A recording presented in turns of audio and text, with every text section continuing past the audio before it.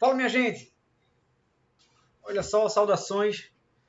Vamos fazer essa aula agora, falar sobre o Egito Antigo, tá? O Egito Antigo é um tema que com frequência cai no SSA, com alguma frequência vem no Enem, né? É uma das civilizações que causa mais impacto no mundo.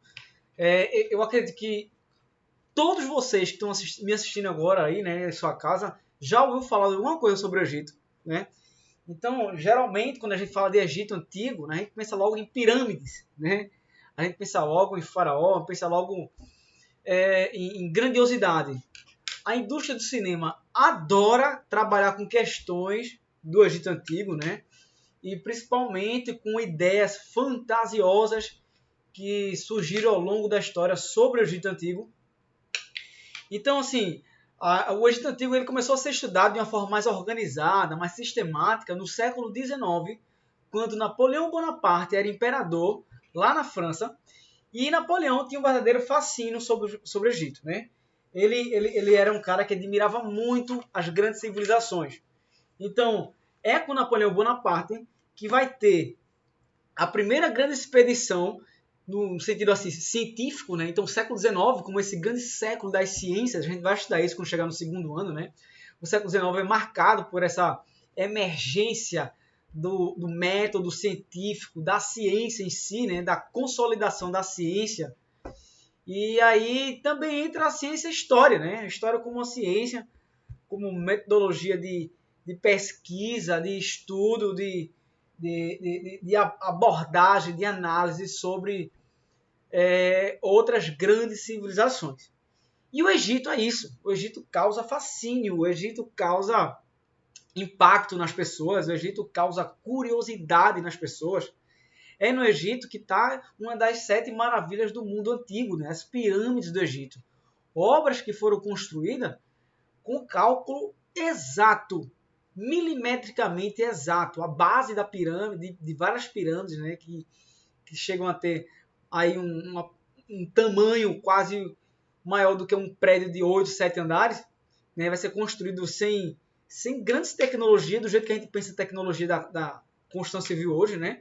Então, o Egito Antigo, a base dessas pirâmides é um quadrado perfeito, né? Nem 1 centímetro para um lado, nem para o outro, né? Um quadrado perfeito, o que é uma das grandes obras de engenharia do mundo. Até hoje existem vários historiadores, arqueólogos, egiptólogos, né? Existe uma profissão voltada para o conhecimento, para conhecer o Egito Antigo.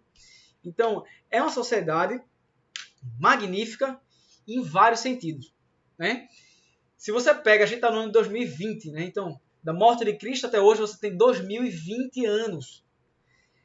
Do primeiro faraó do Egito até o último faraó, são mais de 2.500 anos de história. Então, é muita história que existe em relação ao Egito Antigo, que começou, como eu disse, né, a ser estudado no século XIX pelo Champollion.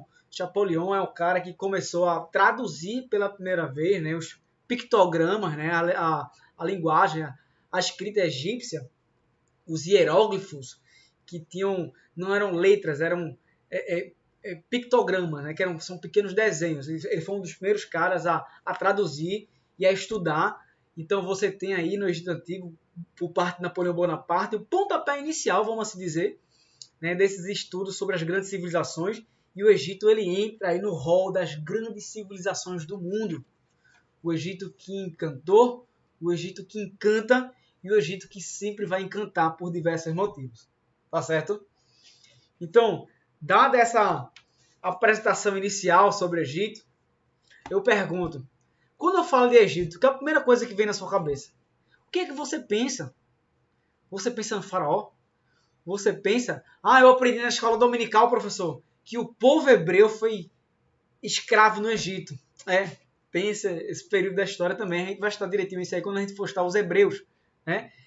Eu penso nas pirâmides, no Rio Nilo, né? Então, são vários sentidos, né? Como eu disse, a indústria audiovisual, a indústria cinematográfica, né? Ela retrata o Egito de diversas formas. E algumas formas só para ganhar dinheiro mesmo, né? A maldição da múmia, né? Toda essa coisa mística que existe em relação ao Egito e aos mistérios que até hoje, no século XXI, ainda estão por desvendar. Certo? Senhoras e senhores, bem-vindos ao Egito Antigo, uma das maiores, mais complexas e mais completas civilizações que se tem notícia em toda a história da humanidade, certo? E para iniciar, né, eu peguei aqui 3 imagens, uma pirâmide, um símbolo do Egito, outra aqui de um busto de um faraó, e aqui um mapinha para a gente começar a falar algumas coisas, né? Gente, o Egito é uma civilização africana, tá? Tá no nordeste da África, faz divisa aqui com o Oriente Médio, onde hoje é o Estado de Israel, né? Por aqui, Oriente Médio, Mar Vermelho a leste e ao norte aqui, onde o Rio Nilo desemboca aqui no mar, o Mar Mediterrâneo. Então, o Rio Nilo que nasce lá no coração da África, sai cortando, corta todo o deserto do Saara e é ao redor desse rio aqui, desse grandioso rio, desse magnífico desenho dos deuses para o Egito Antigo, né? É um rio que corta o maior deserto do mundo, o Rio Nilo. E é às margens desse rio que vai ser construída a civilização egípcia. A civilização egípcia também é conhecida como civilizações fluviais, assim como a Mesopotâmia, que a gente vai estudar, assim como a civilização indo, a civilização egípcia, ela se desenvolve às margens do Rio Nilo, o que vai fazer com que a gente diga que pode ser chamada também de civilização fluvial, porque se desenvolveu às margens do rio. E, segundo Heródoto, o Egito é uma dádiva do Nilo, né?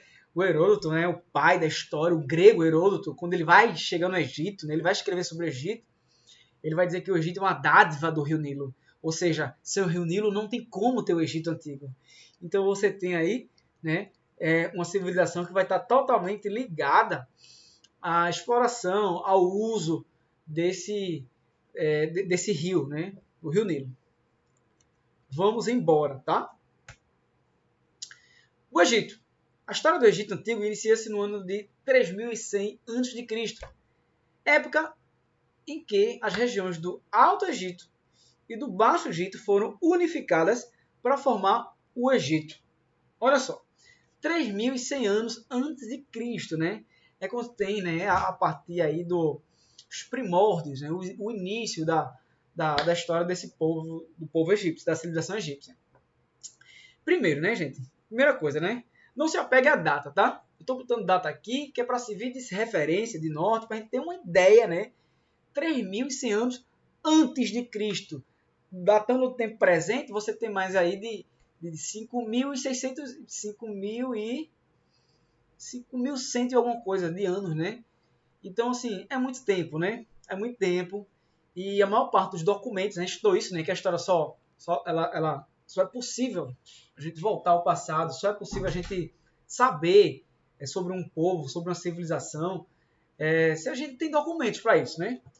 E a maior parte dos documentos que a gente entende que seja sobre o Egito, né, que dá para a gente construir a narrativa, uma história do povo egípcio, são documentos arqueológicos, né? Escavações, são documentos materiais, tá? Apesar de ter muita iconografia também, né, mas a base são documentos documentos materiais, tá? Então, assim, como é que era isso, o Alto Egito e o Baixo Egito? Toda vez que eu estou dando aula sobre o Egito, você só professor, como assim? A parte de cima é o baixo e a parte de baixo é o alto, é Egito. Como é que funciona isso aí, né? Isso é uma dúvida que eu tinha quando eu tinha a idade de vocês, que eu estava no ensino médio, e o professor nunca falou isso para mim, então eu acho isso extremamente necessário a gente, eu hoje, professor de história, né, explicar isso, né? Pode ser óbvio para umas pessoas, mas para outras pessoas não pode ser tão óbvio assim. Se liga, meu irmão. O rio, ele sempre nasce de uma parte mais alta e desemboca na parte mais baixa. A Terra não é plana, né? A Terra ela é esférica.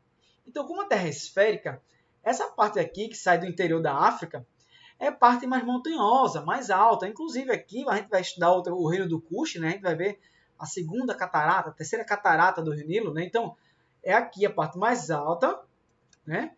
Aqui a parte mais alta e vai se tornando mais baixa, ao ponto de chegar ao mar. Porque não dá para ser ao contrário, né? Não dá para ser aqui ser mais alta, aqui mais baixa, aqui mais alta, né?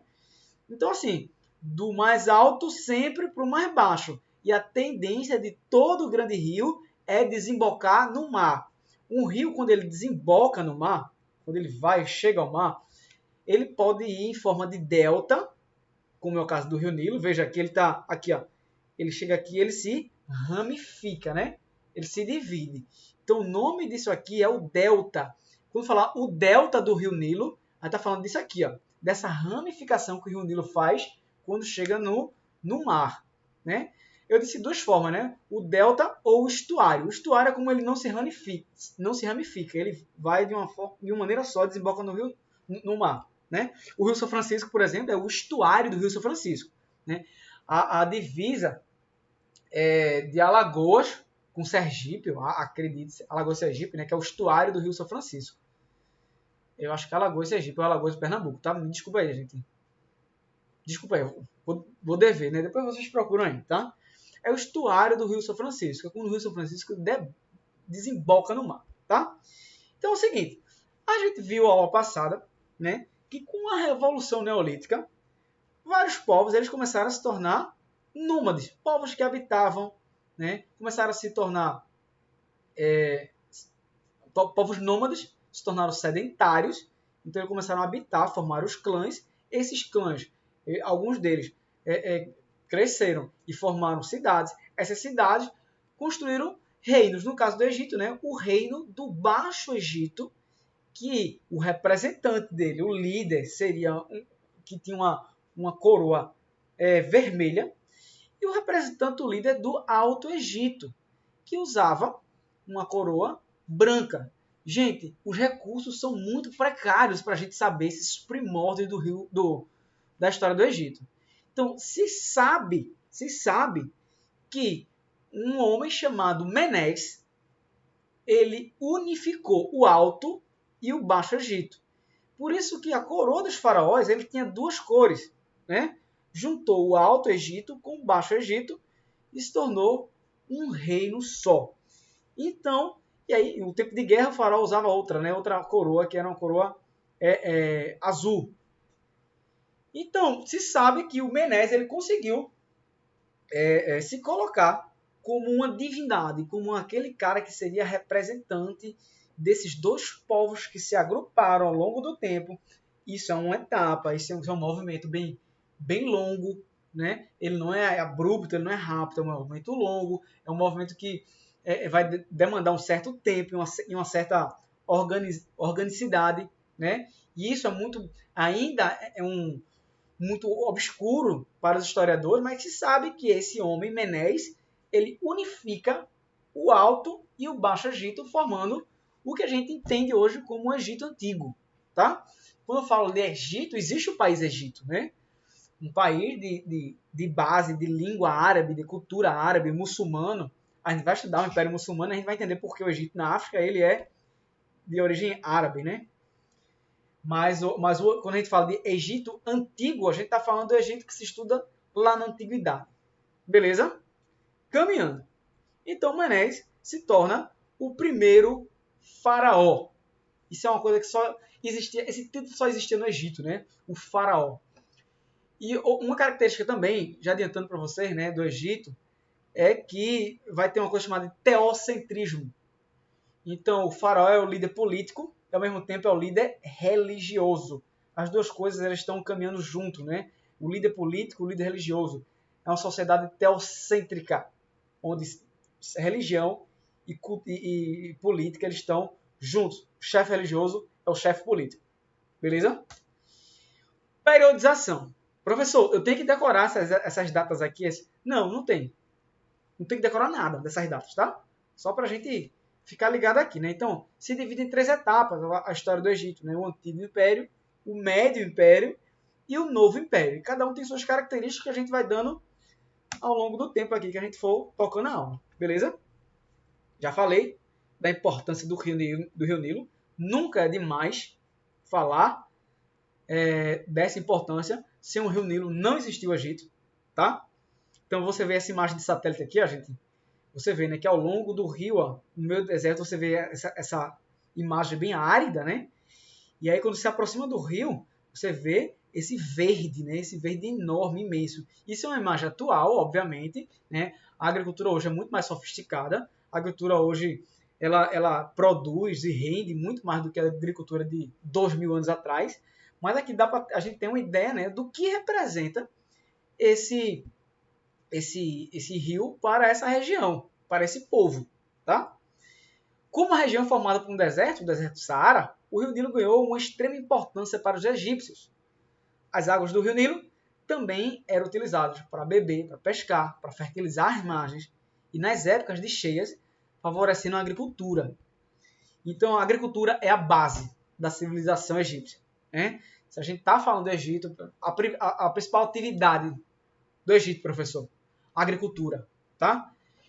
Não quer dizer também que eles desenvolveram muito comércio, artesanato e tal. Foram um grande povo, então comercializaram muito, né? E existe hoje, né? O ano passado foi descoberta uma embarcação egípcia, né? Quase que intacta, olha só, nesses anos todos, né? Afundada no Rio Nilo. O Rio Nilo também ele se via como canal de ida e vinda de embarcações por esse rio muito grande. Ele tem feito cascata, né? Ele tem precipício, é cascata mesmo que fala, né? Mas é mais para cima, né? Lá dentro da África, né? Mas o rio também, ele tinha essa logística também, se via para a agricultura, para canais de irrigação, obviamente, que a base era a agricultura, mas também para o comércio entre o povo aqui. O Egito não vivia só na África, né? Existiam vários outros povos na África. A gente vai estudar isso, tá? Dentre eles, a região da Núbia é o reino de Cush, que uma hora vai ser dominado pelo Egito, outra hora o Egito vai dominá-lo. Nosso próximo assunto, tá? O reino de Cush. E aí, gente, e outra coisa também, né? A gente vai falar também dos fenícios, que é um povo que habitava onde hoje é Israel, Líbano, né? Aquela região do Oriente Médio. E existia a característica forte dos fenícios era trocas comerciais. E eles faziam trocas comerciais, faziam comércio com o Egito.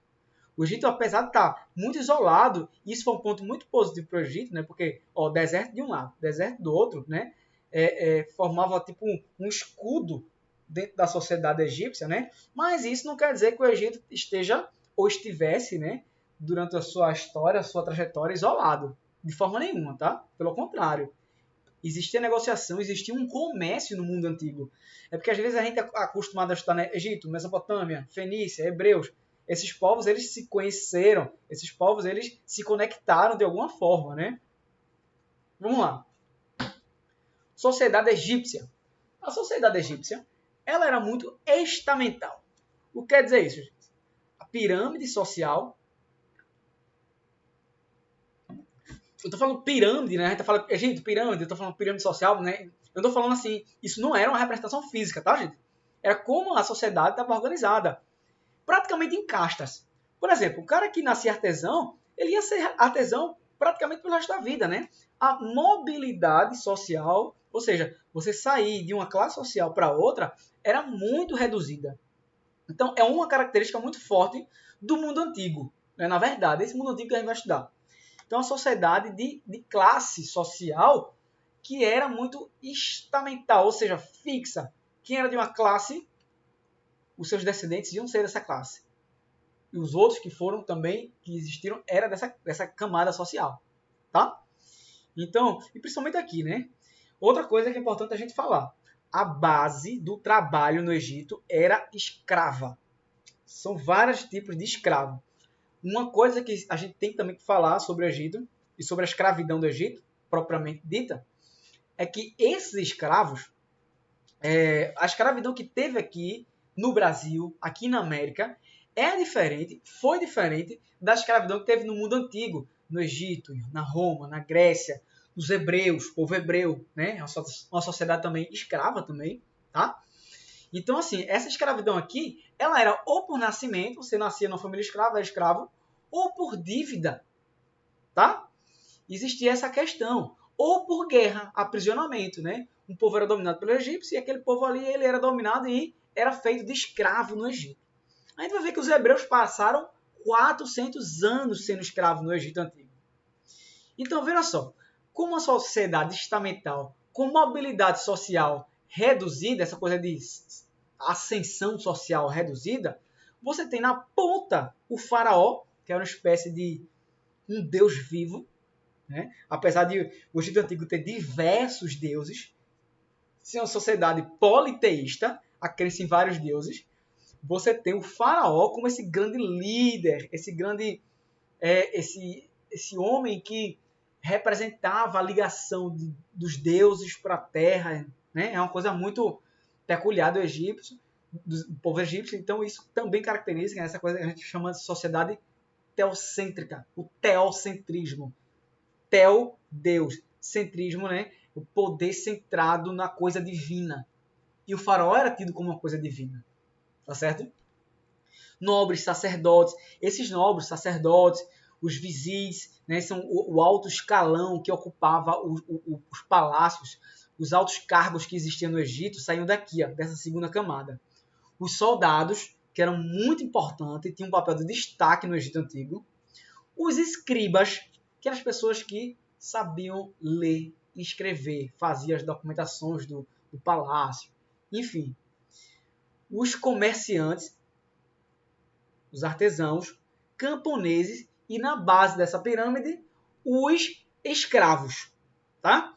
Então, era assim, a grossíssimo modo, que a gente estuda, né, a sociedade egípcia, né, com essas classes sociais. Antigo Império. O Antigo Império ele ficou marcado por obras de drenagem e irrigação que permitiam a expansão da agricultura. São desse período ainda as grandes pirâmides, as maiores pirâmides, as três maiores, Quéops, Khafre e Miquerinos. E existem centenas, talvez milhares de pirâmides no Egito. Essas são as maiores, tá, gente? Construídas nas proximidades de Mênfis, a capital do Egito na época do Antigo Império, né? Essas três pirâmides levavam o nome dos faraós. E uma coisa muito engraçada não, né? Uma coisa característica das pirâmides é que elas eram construídas para ser a tumba do faraó. A gente vai falar isso mais na frente, né? Como é que os egípcios eles enxergavam, como é que eles imaginavam a pós-vida, né? A morte, o que significava a morte para o Egito Antigo. Vamos lá, vamos caminhando aqui. Vou falar disso lá na frente, tá? A religiosidade. Médio Império. Durante o Médio Império, os faraós reconquistaram o poder político no Egito, que lá no Antigo Império tinha se enfraquecido. E também essa recuperação ela veio a partir de conquistas, que trouxe prosperidade econômica, inclusive conquista lá debaixo da terceira catarata do Egito, mais para cima ainda. A gente vai estudar essa próxima aula, quando o Egito invade e tem a conquista do reino de Kush, né, da região da Núbia. Mas algumas agitações voltariam a enfraquecer o Império, o que possibilitou, por volta de 1750, a invasão dos Hyksos, um povo nômade de origem asiática que invadiu o Egito durante um tempo. É inclusive durante a invasão dos Hyksos, o Egito dominado pelos Hyksos, que os hebreus chegam e começam a ocupar o Egito Antigo. Os Hyksos permaneceram no Egito cerca de 170 anos. Né? Tudo no Egito é uma coisa tudo muito grande, né? Inclusive a datação. Né? Novo Império. Na ascensão do Novo Império, tá, gente? Assim, a gente fala em antigo, médio, Novo Império, a gente está falando assim de centenas de dinastias, tá? Então, era uma monarquia, né? Se passava, né, de geração em geração. E aí existiram vários faraós de várias monarquias diferentes. Tá? O período iniciou com a expulsão dos Hyksos e foi marcado por numerosas conquistas territoriais. É nesse período, no Novo Império, que tem a tentativa de se implantar o monoteísmo, de se implantar um deus único no Egito Antigo. O deus único chamado de Akhenaton, o deus Sol. O faraó Amenófis IV, ele quis fazer uma reforma religiosa no Egito. O Egito, como eu disse, né, eles eram politeístas, eles acreditavam em vários deuses. Eu vou adiantar aqui para explicar essa parte. Eram politeístas e existia a crença em vários deuses. Inclusive, é uma coisa bem peculiar também do Egito. Né? Então, os deuses do Egito eles tinham forma de animal com homem misturado, né? Então você tem aqui os deuses muito famosos, né? Anubis, a cabeça de lobo, né? E o corpo de homem. Ísis. Ísis era toda mulher, né? Osíris, Amon, chamado Amon-Ra. Os antigos egípcios acreditavam numa vida após a morte e no retorno do espírito para esse corpo. Isso vai fazer toda a diferença no Egito Antigo. Se liga, como é que funcionava? A gente, hoje, 2020, né, quem é cristão, que é a religião que predomina hoje no Brasil, apesar do Brasil ser um país laico, né, ele permitir a crença em qualquer coisa, né, em qualquer religião. Uma das nossas vitórias democráticas, né, é ter essa liberdade de expressão, inclusive na religião. Você tem, hoje, o cristão, ele acredita no mundo que vai vir, né? Quando você morre, você ou vai para o inferno ou vai para o céu. Então, a crença cristã, ela se dá nesse formato, né? E aí, essa vida terrena, ela é passageira, porque o que interessa é o que vai vir quando você morrer. E não é mais um mundo material, um mundo espiritual. Não é assim? Independentemente da crença cristã, se é católico, se é batista, da Assembleia de Deus, né? Qualquer denominação, o cristianismo ele tem essa crença, né? Desse jeito. No Egito Antigo, se acreditava que quando você morria, no dia do juízo final, o Deus ia ali conceber a vida de novo dentro do seu corpo. Nesse sentido, os egípcios eles desenvolveram uma técnica chamada de mumificação. Então, ó, você tem aqui essa técnica. Geralmente eram sacerdotes que faziam, era um ritual que se fazia com o corpo, abria o corpo da pessoa, dissecava esse corpo, o coração se guardava numa urna, certo?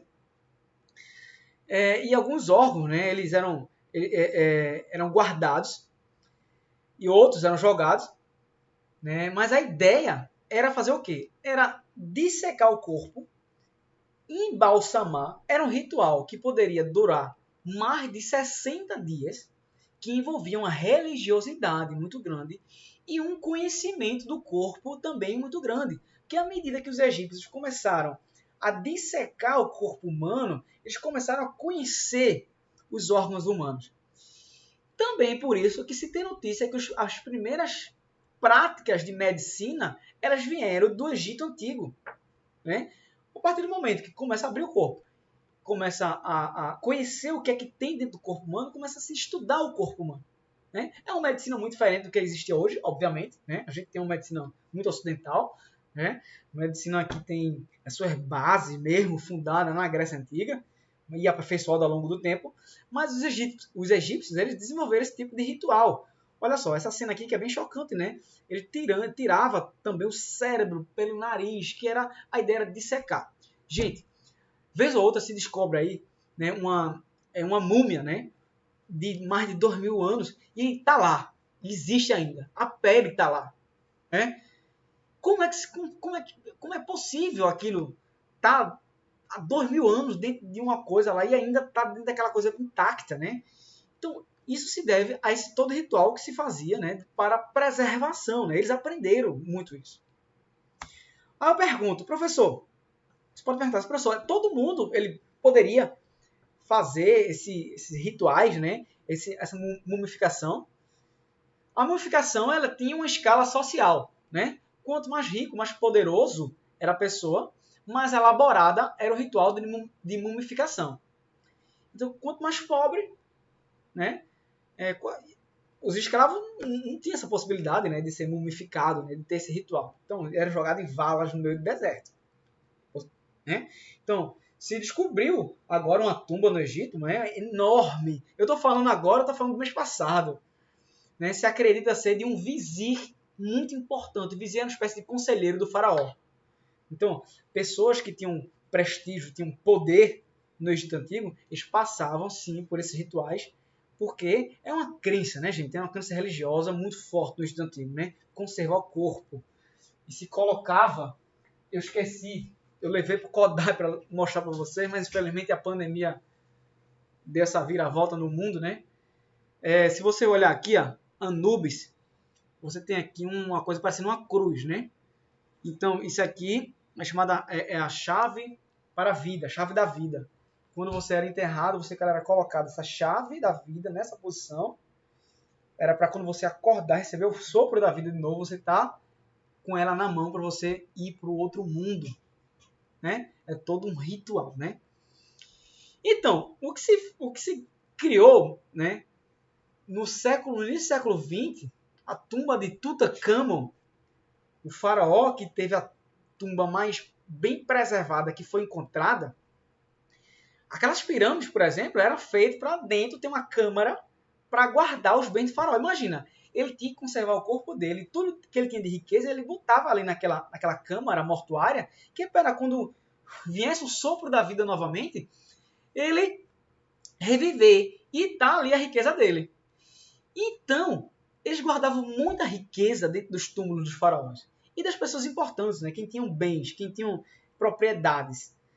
Então, Tutankhamon foi o túmulo dele, né? O sarcógrafo dele, né? Meio complicada essa palavra. Ele foi encontrado quase intacto. E quando foi encontrado, a gente imagina uma coisa fechada há 2000 anos. Tinha fungo ali dentro, tinha doença, bactérias ali dentro que não tinha mais hoje. Então muita gente ficou doente, muita gente morreu. E para espantar caçadores de tesouros, se escrevia nas paredes dos túmulos que uma maldição ia ser acometida quem botasse a mão nos tesouros do faraó. Quem botasse a mão nos tesouros daquela pessoa que estava ali mumificada. Se gerou essa ideia da maldição da múmia, né? Não passa de crendice, né? A gente está trabalhando com ciência, não trabalhando nem com fé, nem com eu acho, né? Você pode achar, tá? Mas dentro da história, dentro da perspectiva da pesquisa científica, né? Não existe essa coisa da maldição de nada, né? O que existe é uma explicação biológica, né? Então são bactérias, são fungos que acometeram gente que entrou num túmulo fechado há mais de 2000 anos e essas pessoas morreram, né? E aí se criou essa coisa do túmulo, da maldição, a maldição da múmia, a maldição do Egito, tá? E a indústria cinematográfica adorou isso, né? Adorou. Por exemplo, no filme famosíssimo de Hollywood chamado A Múmia, tem uns caras velhos, aquele besourinho que ele entra, é um besouro assim, satânico, ele entra assim, sai corroendo a pessoa toda, né? Aquele besourinho ali, ele era uma espécie de uma proteção, é um símbolo de protegia, né? Frente às coisas mal, né? No filme ele se torna uma coisa ruim que sai destruindo tudo, né? Enfim, coisa da indústria cinematográfica para vender. Ó, voltando aqui para a gente passar de novo para lá. Em seu final, ocorreram agitações internas e outra onda de invasões devido ao enfraquecimento do Estado. O Egito foi conquistado sucessivamente, uma atrás da outra, pelos assírios, pelos persas, pelos gregos e, por último, os romanos. Foram os últimos povos aí que dominaram o povo egípcio. Mas, antes dessas invasões, você tem aí uma história de mais de 2.500 anos que fascinou, que fascina e que vai sempre fascinar o Egito Antigo. Beleza? A gente vai estudar isso, né? Então, cada povo vai desenvolver sistema de escrita, sistema numérico, coisas simples de organização da vida em sociedade. Eu vou adiantando já, né? Essa foto aqui não é no Egito, tá? Essa foto aqui é de um mural egípcio, original, que está no museu chamado Museu Metropolitan, que fica em Nova York. E aí eu já visitei, né, esse museu. E aí, né, esses grandes centros urbanos, né, por exemplo, onde tem o maior acervo do Egito, não é no Egito, é no Museu do Louvre, na França. Então você tem aí uma coisa que é questionável, né? Esses bens que fazem parte da identidade, que é patrimônio do Egito, eles tinham que estar no Egito ou eles tinham que estar nesses outros países? Né? É uma coisa que você pode questionar. Inclusive, a gente pode pensar até, né, hoje, né, essa política de patrimônio, de criar um patrimônio que é para conservar, que é para manter, que faz parte da história, da identidade, essa ideia de patrimonializar, ela surge no século XIX. Né? E de lá para cá sofre, claro, né, várias mudanças e tal. Hoje, né, você tem aqueles bens todos lá, as pirâmides são patrimônio material da humanidade, porque você acredita que aquilo ali faz parte da história da humanidade, e de fato, né?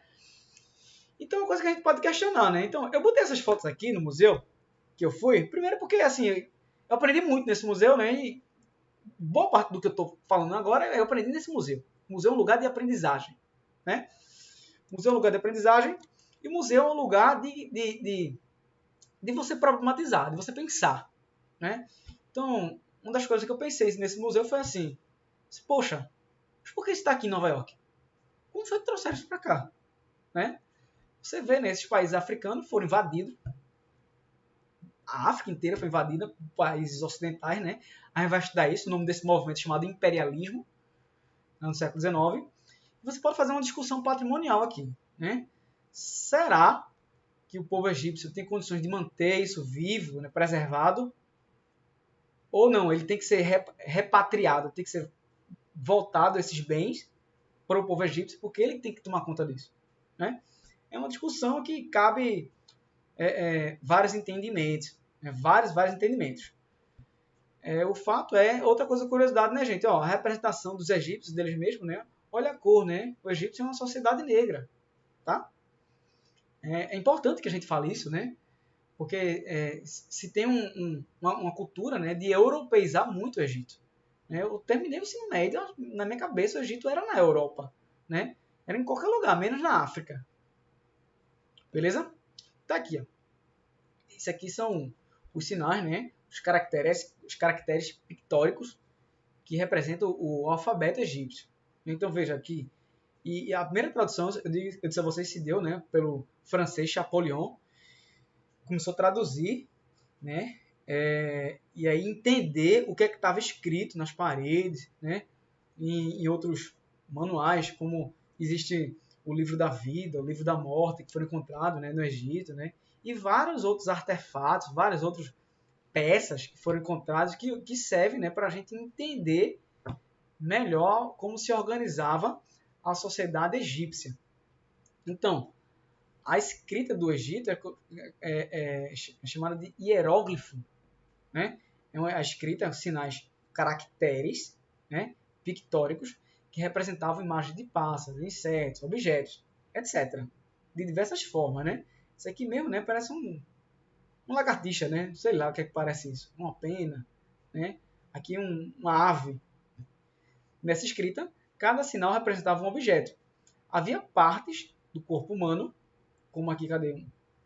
Tem um pezinho aqui, né? Não sei se é aqui, né? Parece uma perna aqui. Plantas, animais, edifícios, barcos, utensílios de trabalho, profissões, armas, etc. Né? Então era dessa forma que era a escrita egípcia. A gente vai ver, né? A gente vai estudar mais na frente, né? Os povos mesopotâmicos, que foi lá na Suméria, um dos povos da região da Mesopotâmia, que surgiu uma escrita chamada de escrita cuneiforme, que é diferente do hierógrafo, né? Mas que entenda, né? Essas primeiras civilizações, né? A comunicação, elas existiam e era preciso a representação. O que é escrita, né? É a representação de uma coisa que você quer passar. Então, e por isso que cada escrita ela tem uma dinâmica, né? O nosso idioma, o português, ela é de base latina, né? O português, ele, assim como o francês, o espanhol, o italiano, ele tem base no latim. Existem outras línguas, como por exemplo, a base do inglês não é o latim. Por isso que é tão diferente da gente, né? Se a gente pega outras línguas, por exemplo, como o russo, né? O mandarim, aí a base é totalmente diferente. Por isso que aí quando a base se torna mais distante da nossa, se torna muito mais difícil da gente entender e compreender. Aí você vai dizer, professor, mas eu acho inglês muito mais fácil do que o espanhol. Você pode achar, né?